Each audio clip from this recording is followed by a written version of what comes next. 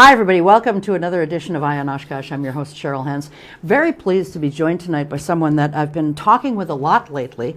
Her name is Lyn Schuh, and she is a certified veterinary technician, but beyond that, she is the operations director and one of the founders of a nonprofit called Operational Canine Medical Team of Wisconsin.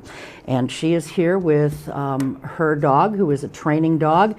His name is Stig, and you'll be seeing him a little bit later when we put the two of them to work. But tonight we're just going to talk about what Operational Canine Medical Team of Wisconsin is, what it does, how it got started, all that kind of stuff. So welcome. Thank you. Thank you for very having much us. for being here. And Absolutely. I know Stig is down by your side, so we'll see him in a little bit. But he is adorable. Let me just say that. He's a doll.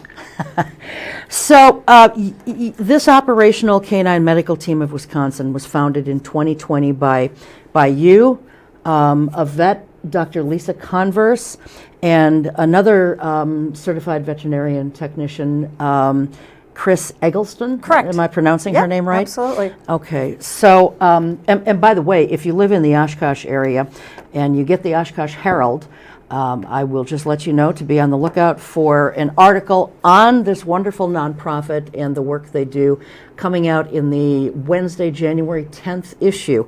That's what I'm told, so I hope it will be there. If not, it would probably be in the next week's issue, but I'm pretty certain it's going to be in January 10th, so be on the lookout for that. Either in your mailbox or online, oshkoshherald.com, I believe, is their email, or their website address. So let's talk about this wonderful nonprofit. Yeah. It's been in existence, as I mentioned, from 2020, but the work that you do started well before that. So talk to me about how this whole thing got started, Lyn. Absolutely. As you mentioned, Dr. Lisa and Chris and myself, we worked all at the Fox Valley Animal Referral Center together. Now called Blue Pearl. Now called Blue Pearl Fox Valley, correct. And we had gotten a call from a local fire department asking how in the heck do we use these pet oxygen masks that we were gifted. So almost all of the departments in the state got them, but nobody got any training or knew how to use them. And were they specifically for pets? Yes, they're specifically for pets. There's a big difference between the human ones that you're used to seeing that go over your nose. They obviously wouldn't work on a long snouted animal. Right. So they were gifted oxygen pet masks along with a special oxygen tubing and ambu bags. Yeah, and we're going to see all that in a little while. We'll see all that in a little while. And they did it, like I said, they just didn't know how to use those. And animals act a little bit differently when they're in a fire or exposed to smoke than humans do. So we put together like a quick 5-minute little talk, went there, and then all of the other fire departments heard about it. And then like some of the canine handlers heard about it. And the things that we were seeing come into the hospital with these canines, obviously there were some things that were very horrible, but a lot of them were preventable. So we just sort of thought amongst ourselves, why don't we just get both of these groups of people together and teach them what's normal, what's not normal on a dog, and how to prevent or treat things in the field. When a canine handler gets their dog, at least this used to be about 15, 20 years ago, but it's getting much better now, they don't really receive any training other than the training that the dog is trained to do. So they learn how to read the dog and how to behave in certain high pressure situations. But when it came to the health of the dog or recognizing when something was wrong, a lot of these handlers would tell us, I know what the front end does and I know what the back end does. Nothing in between. And with the back end, you know, I mean, you were telling me, gosh, I don't know, I've been seeing you a lot lately and talking with you a lot lately at my church for the article here, so on and so forth. But that even when the dog, their canine, would have diarrhea sometimes, they would not realize that that was not normal. They just thought it was normal because maybe, you know, sometimes we get that and then it's gone within the night, you know, maybe something we ate or we didn't sleep or dehydrated. And those are the same things like with their dog, but their dogs are high performing athletic dogs where it is a big deal if they have that and they get dehydrated. They're not going to perform up to their optimum levels. And these are dogs that save people's lives or do a very specific job when they're working. So it is a big deal if that were to happen with them. So it's evolved a lot in the 15 or 20 years since you guys got started. And let's talk about how this nonprofit got to be, because you guys were doing it as employees of the Fox Valley Animal Referral Center. Right. Yeah. So, we were doing it as employees, and we were able to do it just as a goodwill to the community. And they gave you a small budget. They gave us a small budget of it, right? We knew we were one of very limited facilities these people would come to if there was an emergency. So we thought, let's get, kind of how on our Oshkosh police card that says, know us before you need us. Yes. We sort of worked on that premise. We really wanted them to be comfortable. Sometimes we would just have them just come into the hospital and do nothing else. But then we started doing some more trainings with that. When our hospital sold, shortly after that is when COVID hit. So like some of us, if we could work from home, we were encouraged to work from home, and my position at the time was one of those. So we had just said, why don't we start this nonprofit and see if we can do it? And the problem we had then and the problem we have now, which is a good problem, is we're really the only ones doing it in the state, and we just really, really can't keep up. Yeah. So exactly, I mean, it's evolved greatly from how do we use these pet oxygen masks to everything that you guys do today. Everything, yeah. So talk about, what are some of the demands that people are asking you to help them with? Right.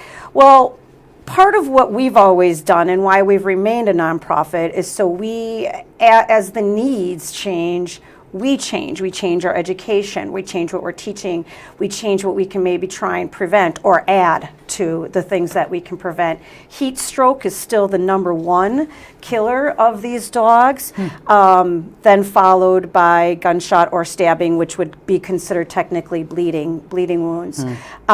So we focus on those things, like how do we recognize heat stroke early on? What do we do? How do you treat it in the field? Where do you go? Do you know where you need to go? Same thing with hemorrhage control. Do you know how to stop a bleed? Do you know how to place a proper bandage? And human tourniquets don't work on dogs. They're not built the same. So how do you make a tourniquet out of something that you have? And again, knowing where to go. You're not going to go to your regular veterinarian for a gunshot wound in most cases because they might not have blood on hand. So you need to know where the emergency clinics are in your area and sort of have a plan ahead of time. And I think that's good for any pet owner. Absolutely. I mean, you talk about bleeding and how to stop bleeding. I'll just digress for a moment here.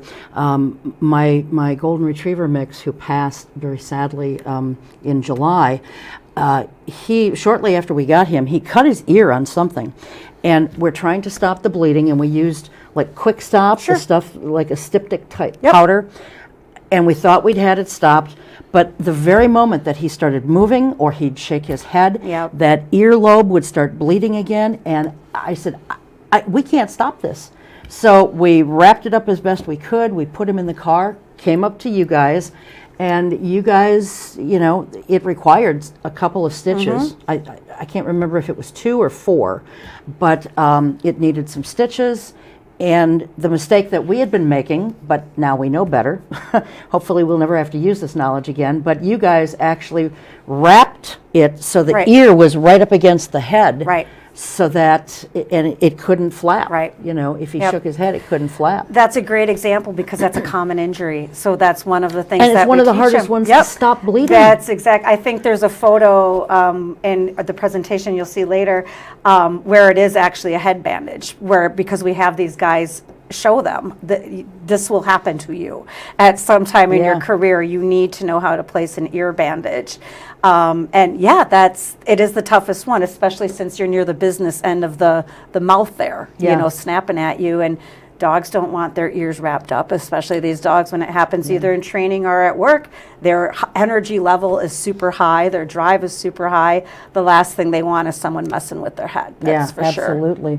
So tell us exactly what it is that you do, because you've put together a day-long class that you present to canine handlers of any kind, whether it's a fire department, a police department, military. You guys were dealing with the military.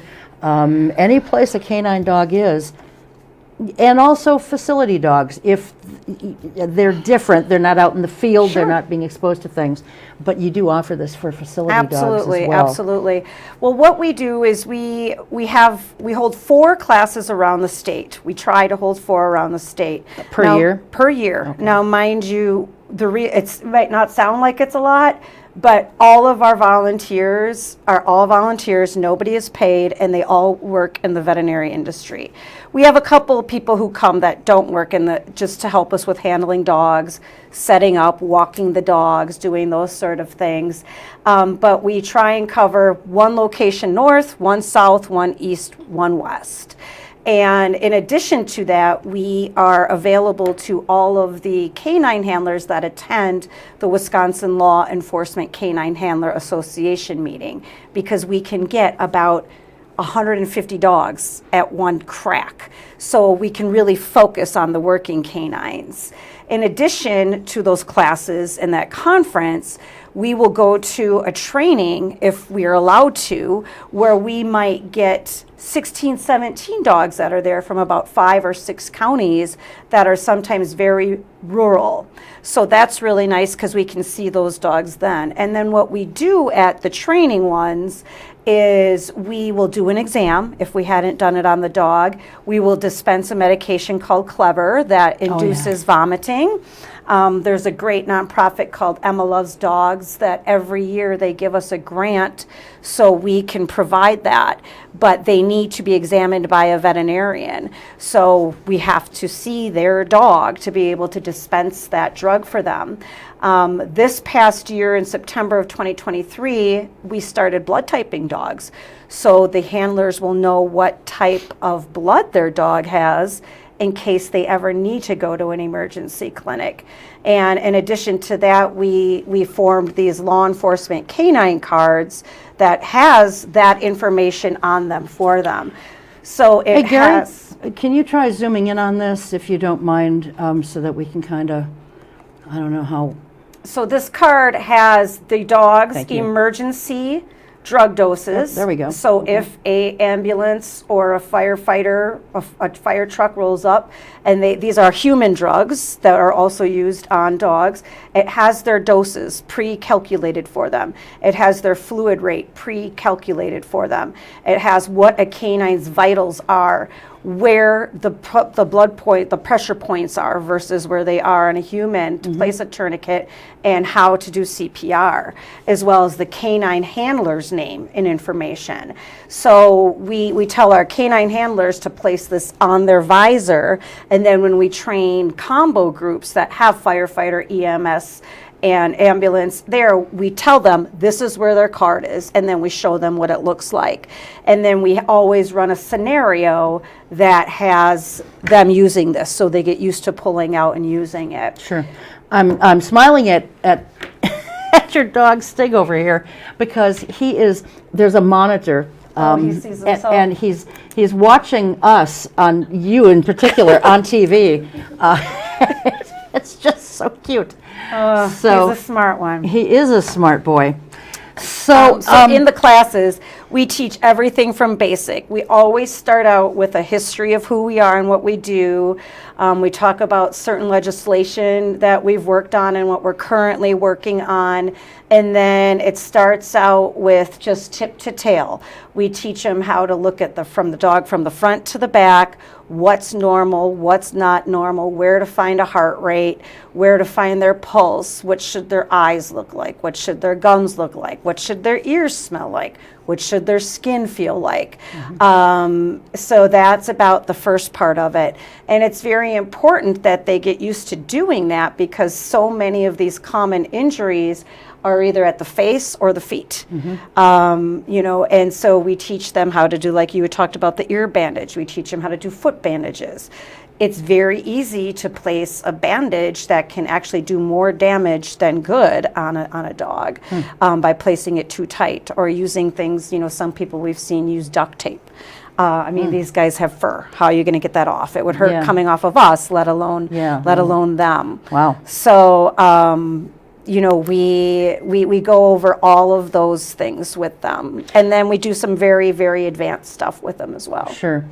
And, you know, as you're talking about this, Lyn, I'm just thinking in terms of, you know, basic first aid for a pet, in particular a dog or a cat, since those are generally the most popular pets. Yep. And you guys don't offer first aid services, but I can tell you that the American Red Cross has put on from time to time pet first aid classes, and they also have a book that you can get.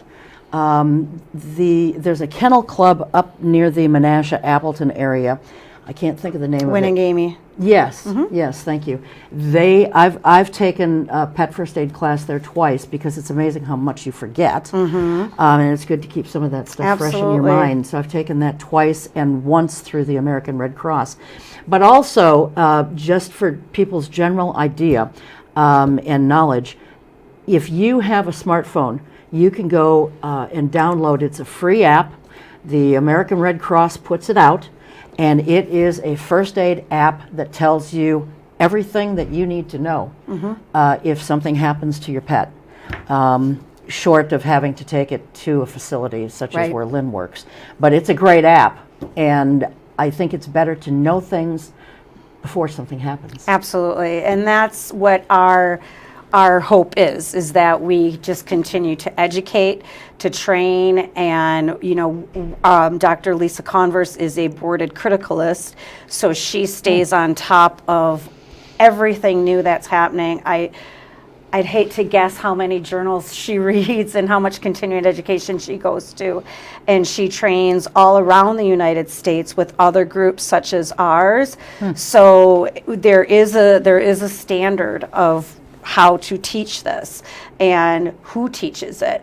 So we work very hard to make sure that we're following what are they being exposed to. And even as the drugs change, dosages change. And the Narcan recommendations have changed 3 times since we've started doing this, and I'm sure it'll change again before we're done. You know, drugs, fentanyl is in everything. You know, with the other drugs that come out, there's sugar and xylitol and artificial sweeteners, and so not only now is the dog exposed to the drug, they're exposed to artificial sweeteners that can be very damaging to them and that's true of anybody's dog or cat. Right. Xylitol is in chewing gum. Peanut butter, toothpaste. Yeah, so you have to be careful, because I know dogs love peanut butter, and if you have to give a dog medication, a lot of times they'll say put peanut butter on it. But now we have to look at the ingredients on the peanut butter jar to make sure the xylitol, because it will kill a dog very quickly. Absolutely. You know? Absolutely. So, and I also wanted to say, you had mentioned this FDA-approved Clever. This FDA-approved drug that induces vomiting. That is not available to the general public, correct? It is. It is through your veterinarian. You can ask for it. Not all of them carry it. It is pretty expensive. And not all situations should you be inducing vomiting. Correct. Absolutely. In not all situations should you not be inducing vomiting. The guidelines are very similar to humans. Anything caustic that's ingested, we don't want to bring that back up, or a sharp object. But, you know, the Clever is available, like if your animal were to get into rat poison or something like that at home that you needed to get into. But most general practice veterinarians, and even at the emergency centers, we have other drugs that are injectable. The idea of having the drug Clever available for the handlers is, if they're up, let's say it's a handler in Hurley, they're 3 hours away from anywhere, and that's 3 hours too long. So this drug is for them to give in the field when they're working, so they can get to a veterinarian to be examined. So it is something you could get, and some hospitals do carry it. And if you travel with your pet, I would very much recommend talking to your veterinarian about them ordering it for you to get it. But it is temperature controlled too. You need to take it in and out with you. Our handlers can't leave it in their car. They need to take it and have it in a stable temperature environment. Well, what would be the benefit, Lyn, just for my general knowledge, and I guess everybody's, what would be the benefit of having Clever to induce vomiting as opposed to the hydrogen peroxide hydrogen trick? peroxide? Yeah. Well, this is something interesting that we get all the time, and it always gets a chuckle when Dr. Lisa is teaching. And, you know, everybody has put peroxide on a cut when they get a cut on their skin and watches it bubble and is fascinated by it. And that peroxide, what it's doing is it's killing the dead tissue, right? Well, peroxide's not smart enough to know the difference between dead tissue and healthy tissue. So if we're inducing vomiting by giving peroxide and it is going, the animal's ingesting it, it's killing or damaging the good tissue. And the reason it makes a dog vomit is because it's upsetting. It's not, that's a byproduct. You know, that's just a workaround on how to get it. And so are some of these other drugs that we've given in the past for that were Clever, like you mentioned, is the only FDA approved drug that's portable for the client, or in the case that we are looking at, the handlers, to carry with them to induce vomiting. And it's a drop that they put drops in the eye, and the dog vomits, and it's out of their system, and it's done. Clever is a drop that goes in the eyes? Goes in the eye, yep. How does, so it's a tiny little drop that they put in their eyes. How does that induce vomiting? It just works on one of their receptors, a dopamine receptor, which in us is a feel-good, and then makes them vomit. And it's absorbed, obviously, in the mucous membrane, so it works quick. Wow, I would not have thought that. Yeah. I would have thought drops in the mouth. And there's no damage, there's no anything done with that whatsoever. And we've seen it time and time again where it works. A lot of times, too, as you can imagine, these dogs, being high-strung that they are, when their partner, their human partner, leaves the car, they're watching, just as you mentioned, Stig was watching the monitor. You know, he's laying down now, I think. Their dogs are watching their partner. And if they get upset or they get bored, you know, we've heard of these dogs chewing on just whatever is available to them. And, you know, might be the first hour of their shift and their dog is eating a part of their seatbelt or something like that. So we need to make sure that we're getting that out in a safe way and getting these dogs back on the road. Well, we've got some really nice photos that I want to take a look at, and then we're going to put Stig to work. All right. And so let's okay, we've got one up already. Yep. So this has got to be an oxygen mask. Yep, that's demonstrating a transport with an ambulance. And that is a firefighter EMT who is placing oxygen on a canine who has been loaded up into an ambulance for transport. Now, is that Stig right there? That's Stig. We can get Stig to lay down pretty still sometimes. So. Yeah, I mean, it's amazing to me that, you know, I guess that's why you use him as a training dog, because he's so calm and so collected and he's not freaking out. Where I would think if a dog is truly in a fire or a car accident or something and needs oxygen, they're going to be kind of amped up, aren't they? They will be amped up unless they're passed out, unless they've inhaled too much smoke. But yes, if they are truly, truly sick, you can do anything to them. But that's not the easiest thing to do, even with Stig. It's just repeat training to get them to do that. And so that's part of what we teach these guys, is getting used to the dog's face and getting them to do things with their face. All right, let's take a look at the next one. Well, there's Stig in an ambulance. He's got a foot bandage on there, you can see. He sure does. That's a big foot bandage. Holy cow. And is he hooked up? Oh, I see. That's the oxygen line. Yep. We're just demonstrating. Okay, yay. Now look, he's had enough oxygen and he's feeling good to go. Okay, next. Now, what do we have here? This looks pretty intense. Yeah, this is pretty intense. This is one of the courses that I was telling you about where we incorporate everybody. So we have police officers in this, some canine handlers, some not. We have fire, EMT, and some advanced paramedics or TEMS people. And you can see in this scenario, it was a down handler and a down dog. So a lot of times, Where's the dog? I don't see the dog where the 4 people are. Oh, They're I working see. on the dog there. That's a Okay. robotic simulator. Gosh, and nobody's working on the person. Well, the person they apparently saved. Okay. But that's why we do this, because everybody wants to go to the dog. You nailed it. And so if we see the people go to the dog first, we're like, you failed. Start over.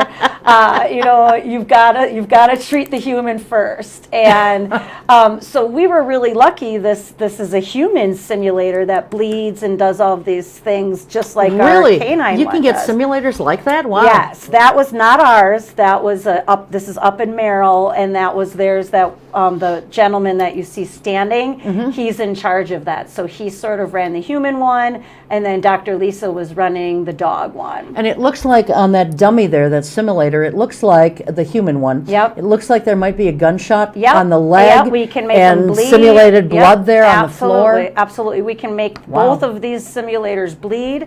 We can make them breathe. We can make them die. We can simulate flailed chest. There's just a ton of things that we can do with these. So it's Fascinating. amazing. Wow. This all started with the military, and then we just started incorporating it into training, police and fire training. All right. What do we have next? So this is the same sort of a scenario. This is a police car where the dog was injured in the car or thrown from the car. Those two things happen quite frequently, and we make it into a low light scenario. So you can see somebody's using their phone so they can see what they're doing. This dog, the scenario was that the dog was stabbed, and then so they had to get the dog out of the car while it was bleeding.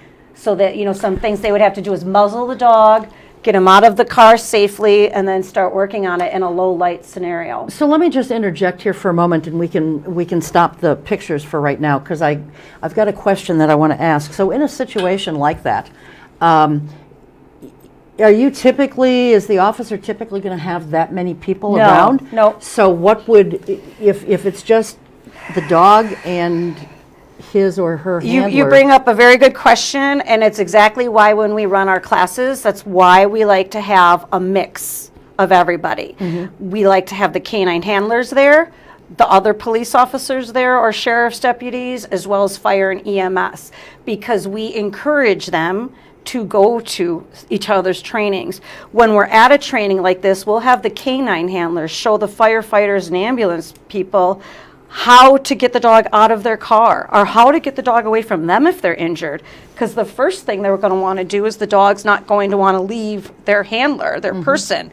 And so we have, if the handler's injured, like in that one scenario, we have to figure out how are we going to get the dog away so we can get to the handler. Okay, And then if gotcha. the handler is by himself and his dog is injured, or he has to give Narcan, the first thing we want them to do is call for backup right away. Okay. So then either another squad's going to roll up, or fire EMS, somebody's going to come. Dispatch will send somebody out for them. And those are the types of things we go over in our training with them.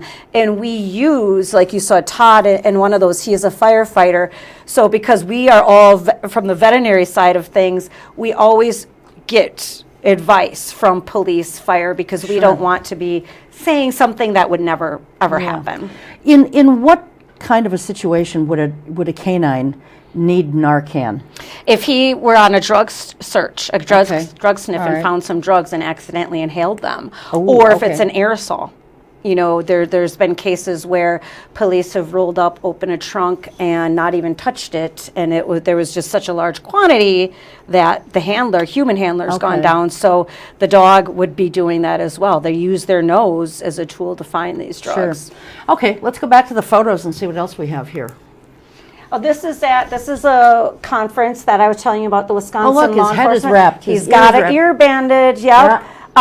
So when we work at that conference, we always have our teaching dogs there, but we run half of our scenarios with theirs. We tell them, okay, go time. Go get your dog. We're going to try it on their dog. Okay. Sometimes, I'd say 75% of the time it's great, but we are one of 8 stations that they visit throughout a day. And so sometimes these dogs are super amped up by the time they come to our fun station. We call our station the fun station. Okay. But so we say, let's try it on your dog. And if they have a dog that's either too hot or had done something at the last one, then they'll use one of our dogs. Okay. We also provide first aid for the entire conference. Okay. All right. Next. Oh, that's our team that was at the conference this year. It's a small team. It's a small team. Sometimes we have more than that, but we've learned to work really well. There's a couple people missing from there. I'm not sure where they were at that time. But the gentleman in the green shirt in the back, he is a Portage County Sheriff's Department deputy. So we, like I said, we utilize police and fire in our scenarios when we can. Okay. Next. Back to an ear bandage, and she's also, it looks like she's demonstrating how just to do a little bit of a physical or standing restraint. Okay. All right. Next. This is a dog. This is Canine Gizmo. He was injured at a different site.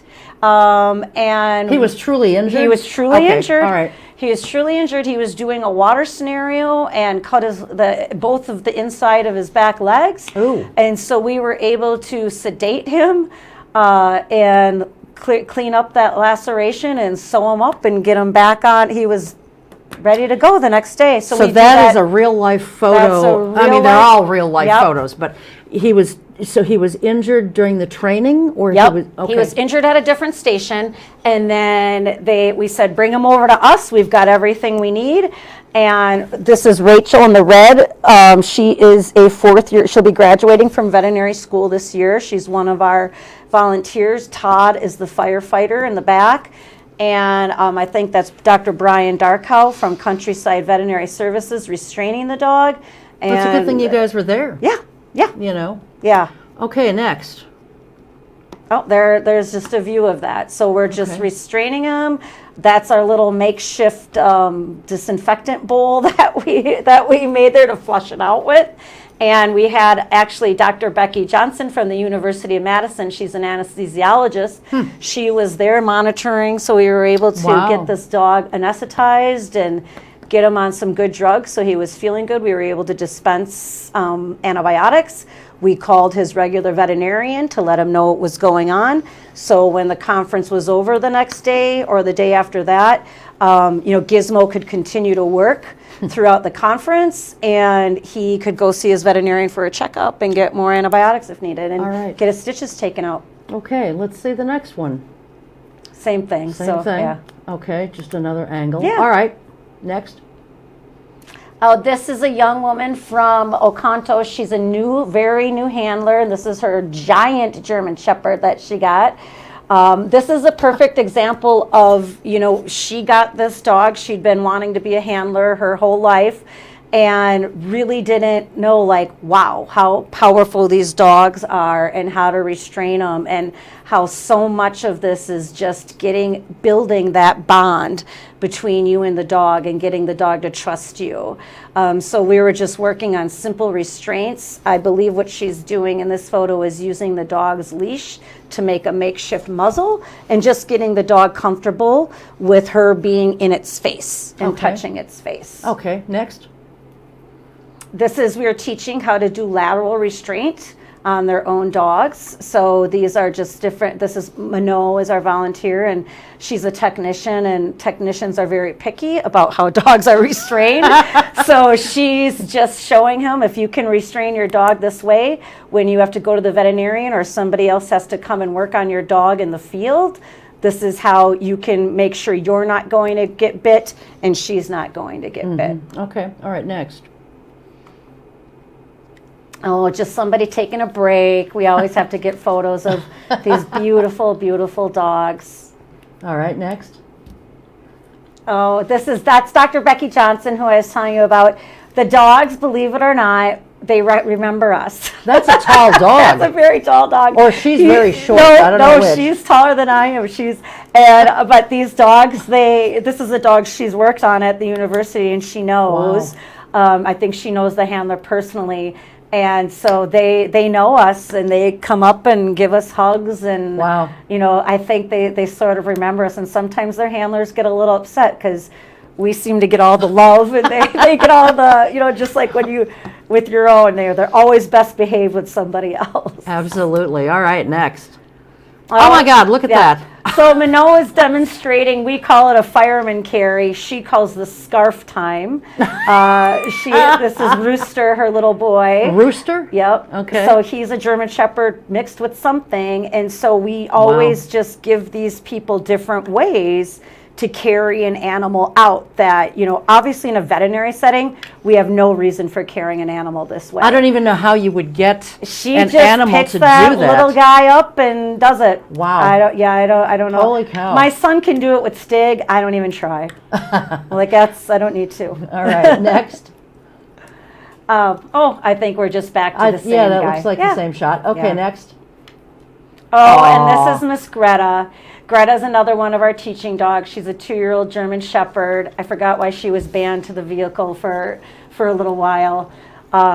We probably just didn't need her. So if we don't need her and Stig because all of the handler dogs are participating, we would always rather have them try these procedures on their own dog. Sure. All right, and I know that's the last photo that we have. So those are great pictures. Thank you for sharing those with us. So let's put Stig to work. All right, okay. So show us what he does. Stig is very treat motivated. So let me get turned around here. Oh, my microphone. Okay, seats. So one of the things that we always do if somebody has a very treat motivated dog, we always say use those treats. So when we were showing how do you get a dog used to using an oxygen mask, we would just put a treat in there and then put the mask there. And you kind of just get it used to being there so you can do it. Okay. That's a great idea, to put a little tiny treat in the mask and then put it on. Yep. Come here, Stig. And same thing like when a ambulance would come up, they might not have a dog muzzle, but all these handlers have a leash on them, and it's usually much thicker than this. And so we would just teach them how to make a quick makeshift muzzle with their leash. And so you're just wrapping. Just wrapping he's it kind up. of turned to the camera. So, okay, let's see if I can looking at turn his him backside. around. So Sit. basically, you're just wrapping it around his nose a couple times. Yep. So we would just do that really quick. So he's still able to breathe. Good job. Not Still necessarily able to breathe. to open his mouth, but he can still breathe. And there's certain times we absolutely would never ever muzzle a dog, and that would be like if there was a heat situation because they need their mouth to pant. Sit again. Okay. Seats. But everybody on a fire truck and an ambulance has gauze, so we teach them. Come here. Sit. Oh, you're hooked on the table. Sit. We teach them how to make a muzzle just out of a piece of gauze by going like this and coming behind. Oh, wow. And you can see he'll take it off or we can take it off. Now, because Stig's a teaching dog and I've got treats in my hand, he's looking at me and I can do all of these things from the front. But normally what we would do is teach them how to come to the side and do things like that so they're not going to get bit. All right. Narcan is a big thing. So, we're hearing you. I don't think we need to hear you. Okay. Sorry. come here. All right. Okay, so Narcan. So Narcan is a big one. We don't want, if we have a second person to do it, that would be great because I would be the restrainer and I would hold the dog like this while ideally somebody would come from behind me to give the Narcan. Okay. But if you're by yourself, what we tell these handlers is, if you think you're going to have to give Narcan to your dog, then we have you call in and tell somebody, I'm giving Narcan to my dog. I suspect a personal exposure because chances are the human was also exposed. So let's say this, Lyn. Let's say they think or suspect that the dog may have been exposed to fentanyl or something else, but they really haven't, and yet they've administered Narcan. Is that a bad thing? No, it's not a bad thing. It's not a bad thing. If they ever suspect it, they should give it. Okay. And it's the same dose that they would give to themselves. Okay. So this is sort of that restraint that you saw. It's just called a holding restraint. So if we teach them how they would have to do this by themselves without getting bit. So I would hold them like this, and I would come over the top, and I would deploy the Narcan. Now, if he were truly exposed, he would be down, and then we would just give it, stick, can you lateral? Down, lateral. So if there was a drug exposure, in theory, the dog's going to be like this, and so they can just give it and make sure they've got the dog on a leash, so when the dog comes up, they're ready and they have the dog.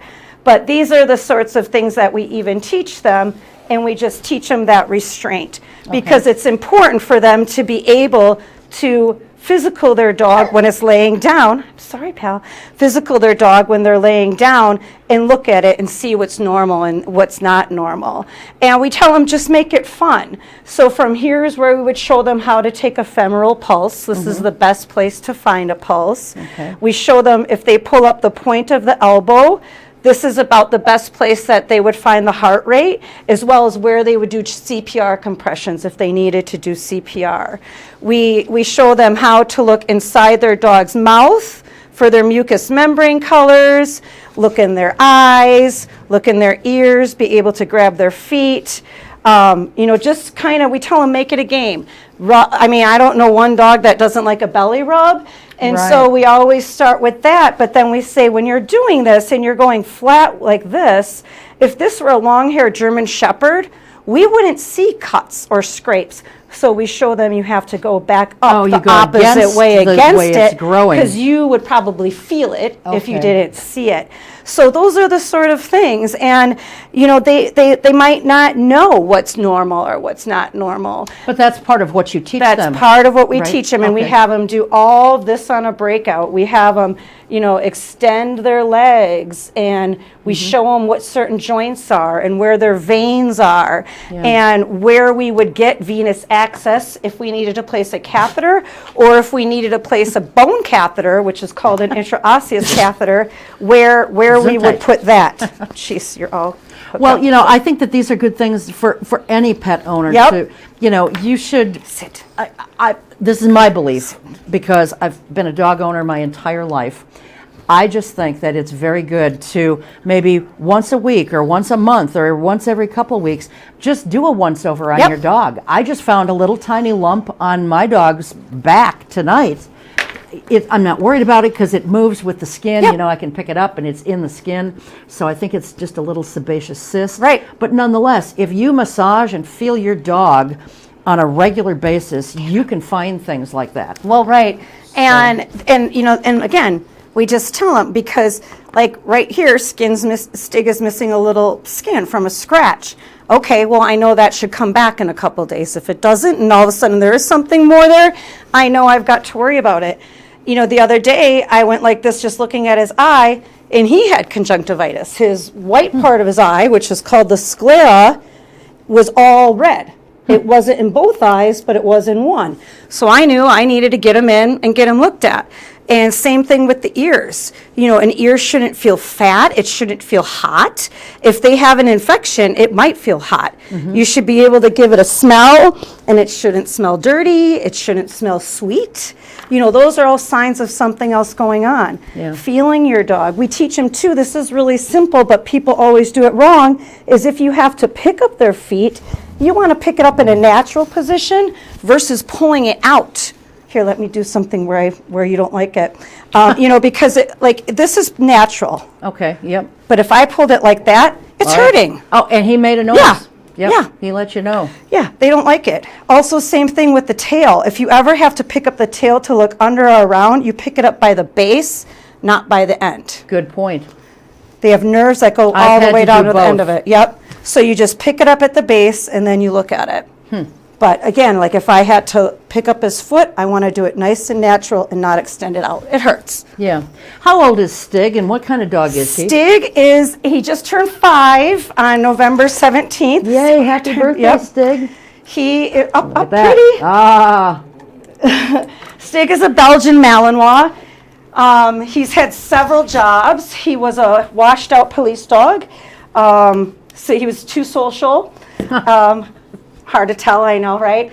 And then he was a service dog for many years for a veteran organization called Got Your Six Canines.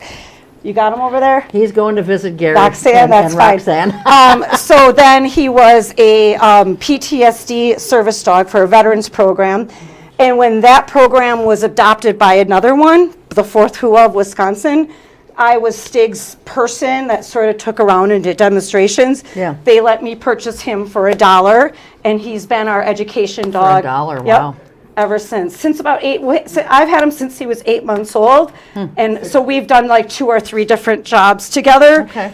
But consistently, we've always done this. Okay. You've got a bunch of other show and tell items Sure. here. What else do we have? Yeah, well, the oxygen mask would be used if you couldn't intubate a dog.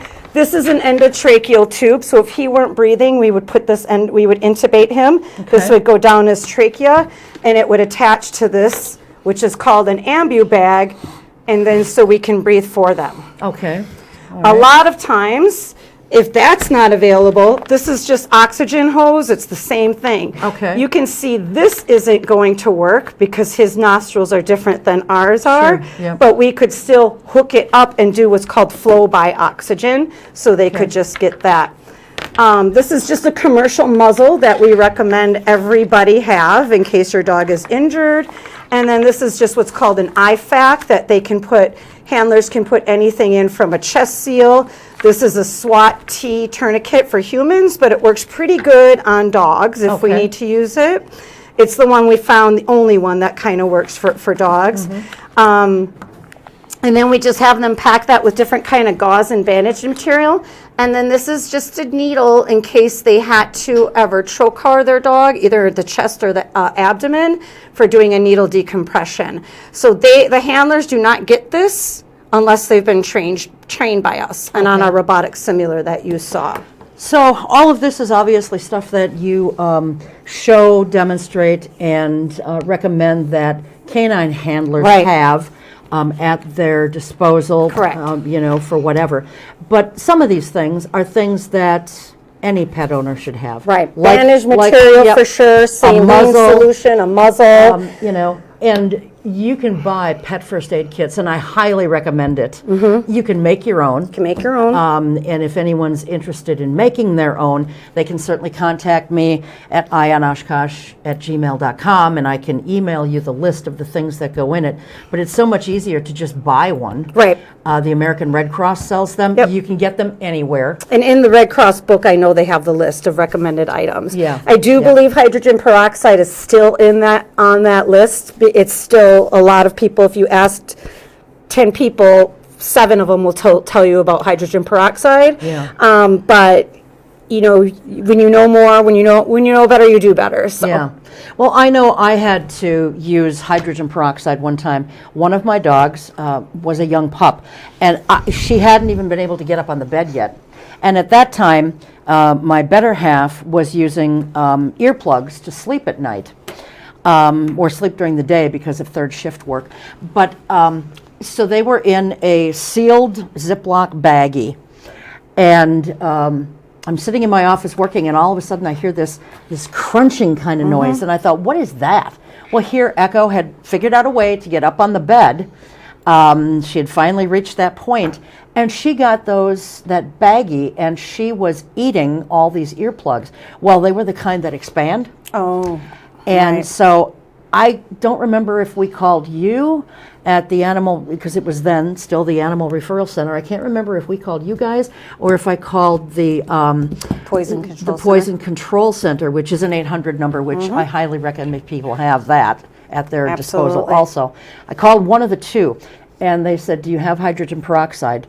Well, first they asked if I had charcoal, and it's not like charcoal briquettes that you're using for grilling. Right, it's not activated charcoal. Activated in a liquid charcoal. form. I at one time did have it when I lived in Houston. One of my neighbors was a vet tech, and so she had given me some activated charcoal.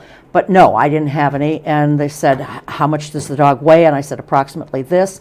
They told me how much hydrogen peroxide to give, but they said, have that dog either outside or in a tub or someplace, because within just moments of your giving that, she is going to Right. start throwing up. Oh my gosh, did Yeah. she ever? I mean, it was seconds. Yeah. To circle back to the hydrogen peroxide, it's certainly not a do not ever use it, because if that's all you've got, absolutely use it. But one thing to be very cautious of with people buying peroxide for other uses, like beauty uses, Yeah. there's peroxide that comes in 10%, 12%, 17%. So the 3% regular old-fashioned hydrogen peroxide is the only peroxide you should ever be using. If you ever used a concentration that was higher, you will do damage to your dog, So if not kill them. 3% and nothing more. Correct. Okay, excellent. Yeah, but it worked beautifully, and every single earplug came up. Yep, And- I've used it myself on my So- dog and siblings' dogs, and in the clinic Yep. setting. There are just sometimes it's all you have.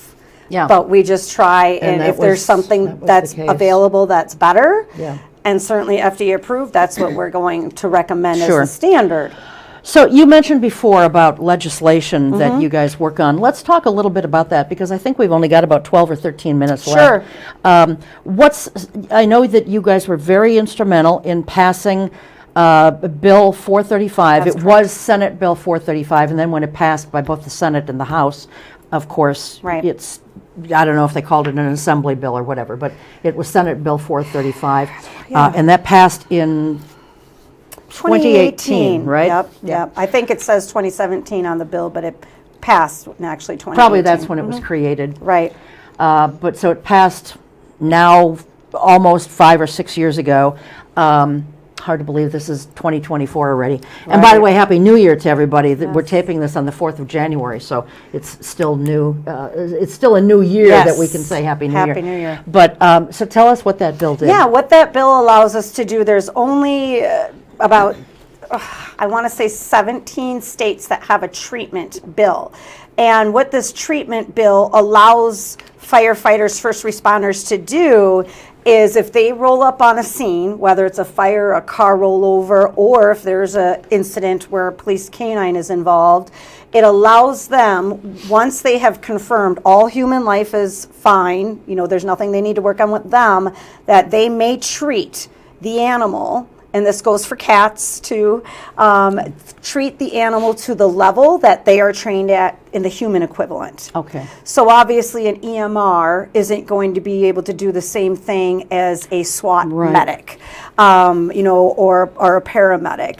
So it allows them to at least start performing treatment. See, that to me is a given. I mean, it's crazy when I think The about the reason fact it that isn't you is even because humans, if they're trained in human medical care, Yeah. they are not trained in veterinary care. So if they're working on an animal, it's classified as veterinary care.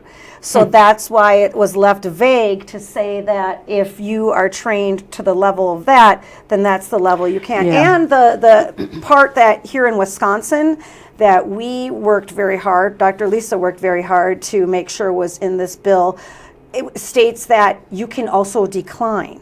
So if somebody brings out, let's say, a pair of fighting roosters or a 12-foot boa constrictor or a primate or an African wildcat, all these... Or an alligator. Or an alligator. We've just seen in the news where a couple alligators have been found in these parts. Yes. So it gives them the right to refuse without repercussion. So that was very important to Dr. Lisa to make sure we had that in our bill. Sure. The next bill that is in the works, and it has been for quite a while, just not on the legislative side because a lot of coordination needs to happen between a lot of different state organizations, is a transport bill that would allow canines, now this would be just for canines, not our personal pets, to be transported via ambulance to an emergency center if they were critically injured. There are places that do it because fire departments or ambulance services will have an MOU. It's called a Memo of Understanding. So as long as they have that MOU in place at their department, then there really isn't any sort of issue that would happen or arise. But there is not a transport law currently in Wisconsin. Okay. Is that the only other piece of legislation that you're working on then? That's all right now? we're working on for now, and that's a lot. So I know probably a lot of people who watch this program are civic-minded. So if we've got somebody who really, really, really loves to work on bills and proposals and loves that sort of legal language, get a hold of me. We'll use you. Yeah, and we've been putting the address, the email address, and the website address and your phone number up throughout the show. And I want to give that for people, if they're watching, that's fine. If you're listening to us on the radio, the information, the website would be opk9ofwi.com. Correct. So that's opk9ofwi.com. And their phone number is 920-450-7903. Again, that phone number, 920-450-7903. And the email address you can get off the website, but it's opk9ofwi@gmail.com. Okay. So if you're listening to us on the radio, that's information for you. And if you are listening to us on the radio, I'm sorry that you missed the demonstration with Steg, because it was great. And you didn't see the photos either, but you can get in touch with me and I can get you some photos or put them someplace on the line where you can see them. And you can always visit our website and our Facebook. It always has a list. And your website is now updated. It is updated. Our store is updated. Yep. We have updated list of, what is it that we're trying to raise funds for, what our current initiatives are, and all that sort of good stuff. Yeah, it's a nice looking website. Thank you. I noticed it, and we're down to 3 minutes, they're showing me. So gosh, okay, you have been located in Oshkosh, but you've been granted a very nice gift. An amazing space in gift, Appleton. yes. Why don't you tell us about Yep. that just real quickly? We were right here on Oregon Street. Vianola Properties had donated us a vacant property that they had at the time, and it served us very well. And we're told that if there's ever a training in Oshkosh and we needed to use the building, that we could still use it. But yes, Apple Valley Veterinary Clinic off of Northland Avenue in Appleton donated us almost their entire lower level of their hospital. So we have a 600 square foot training center. We have offices. They gave us a boardroom, ample storage. It's just beautiful. It's amazing. And you've been given, someone donated you. Gold Cross Ambulance An Services ambulance? donated us an ambulance. So Yep. like you saw in that one photo how we teach people how to transport, that's what the use of that will be. It'll be a utility piece for Okay. us to use that. I don't think any of us are going to be driving that ambulance around.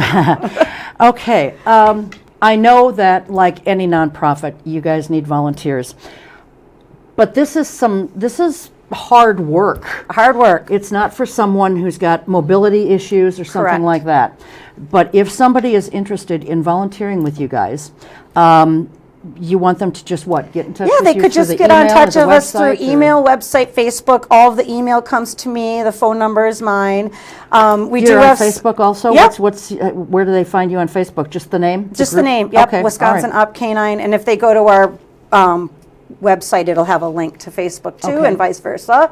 But yes, our volunteers, and you obviously have to have some veterinary knowledge. Like I said, unless you want to, we have volunteers that just watch the dogs for us, that just help us restock, that just help us do those sorts of things. So certainly, and if they're just interested in donating materials, expired materials from police stations and ambulances we can take. And obviously, as a nonprofit, our big thing is money. Sure. We just need donors to be able to keep doing this. We only charge a supply fee. There are national companies that do this that charge about $600 a person. We just charge a class fee. We don't believe in that. So. Okay. All right. Excellent. I think that's going to do it for us. Steg, thank you so much Steg, for being okay. here. Good job, man. Good boy. Yes, good boy. And thank you, too. Thank you. Not just for being here, but for doing everything that thank you you guys very are doing. much. This is really important work, and I appreciate your coming to share it with us. Thank you. We're glad Thank to you do both it. very much, and hope to have you back again sometime. Absolutely. We'd love it. So, and thanks to my crew. Our new guy is Gary Scott, and we're really happy to have him. And of course, Roxanne and Daryl and Diana and Ethan can't be here tonight, but we always appreciate him. So, and most of all, thanks to all of you for listening and watching us on YouTube or on cable access. We will see you next time. Until then, have a happy new year, and keep your eye on us. We've got our eye on Oshkosh.